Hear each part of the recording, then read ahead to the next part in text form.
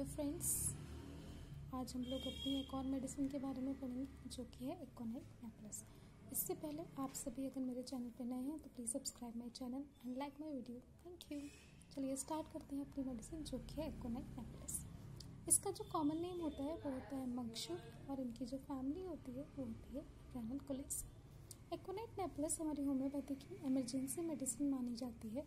अगर किसी को कोई भी प्रॉब्लम अचानक से आ रही है और उसकी कंडीशन ऐसी हो रही है कि पेशेंट बिल्कुल उसको झेल ही नहीं पा रहा है, मान लो किसी पेशेंट के इस तरीके का दर्द हो रहा है कि वो उसको बिल्कुल नहीं झेल पा रहा है, तो वहाँ पर एकोनाइट बहुत अच्छा रिजल्ट देती है। इन कंडीशंस में एकोनाइट बहुत अच्छा वर्क करती है। कोई भी प्रॉब्लम अगर किसी को भी अचानक से आ रही है, जैसे जो हमारे एक्यूट केसेस होते हैं जिसमें पेशेंट को अचानक से प्रॉब्लम आती है और आकर थोड़ी देर बाद चली जाती है, बट उसकी जो कंडीशन होती है वो बहुत ज़्यादा सीवियर होती है। इस तरीके की कंडीशन होती है कि पेशेंट बिल्कुल सफ़र नहीं कर पाता, तो वहाँ पर एकोनाइट बहुत अच्छा काम करती है।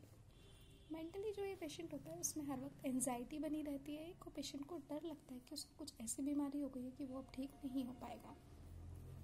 पेशेंट को अगर थोड़ा जुकाम भी हो गया है छोटा मोटा, तो उसको ऐसा लगेगा कि अब वो उसको बहुत फैटल डिसीज़ हो गई है, एक बहुत खतरनाक बीमारी हो गई है जिससे कि वो अब कभी ठीक नहीं हो पाएगा।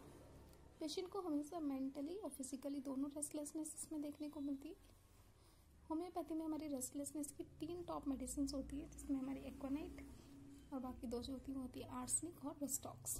अगर किसी को सिर्फ फिजिकली रेस्टलेसनेस हो रही है तो वहाँ पे हमारी रेस्टॉक्स, किसी को अगर मेंटली रेस्टलेसनेस होती है तो वहाँ पे आर्सेनिक, और अगर किसी में दोनों रेस्टलेसनेस देखने को मिलती है फिजिकली एंड मेंटली बोथ, तो वहाँ पे हमारी एकोनाइट बहुत अच्छा काम करती है। इसकी जो मेंटल एंजाइटी होती है वो हर प्रॉब्लम में उसको और ज़्यादा परेशान कर देती है, जिसकी वजह से उसकी कंडीशन और बढ़ जाती है।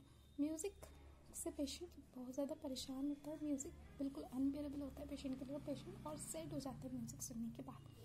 फिजिकली अगर इसको देखें तो फिजिकली जो इसका पेशेंट होता है, अगर वो कहीं भी कमरे से बाहर अगर किसी ठंडी हवा में चला जाए तो उसको तुरंत दिक्कत हो जाती है, तुरंत उसको जुकाम हो जाएगा या फीवर जैसा फील होने लगता है। आइज़ के सिम्टम्स अगर देखें तो पेशेंट जैसे ही ठंडी हवा में जाएगा तो उसकी जो आंखें हैं उसमें एक चुभन टाइप की होने लगेगी, रेडनेस हो जाती है और आंखों से पानी आने लगता है।